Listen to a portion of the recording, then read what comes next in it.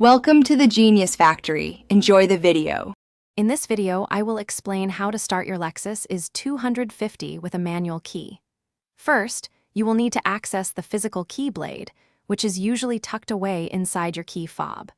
Once you have the blade, insert it into the keyhole on the driver's side door. Give it a firm turn clockwise to unlock the door and gain entry to your vehicle. This is the initial step to get you moving. Now that you are inside, ensure your vehicle is in park or neutral and firmly press the brake pedal. If your key fob battery is dead, the car won't detect it normally.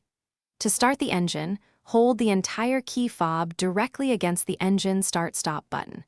While holding it there, press the button to initiate the engine start sequence. If the engine doesn't start, first double-check that you are pressing the brake pedal completely. Sometimes, the steering wheel might be locked. Gently wiggle it left and right while trying to start.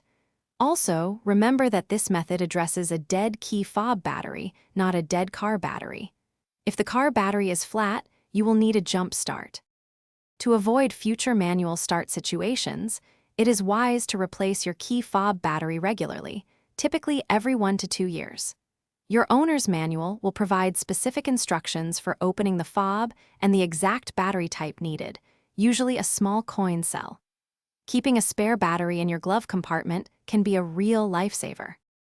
Thanks for watching. If you found this helpful, don't forget to like and subscribe.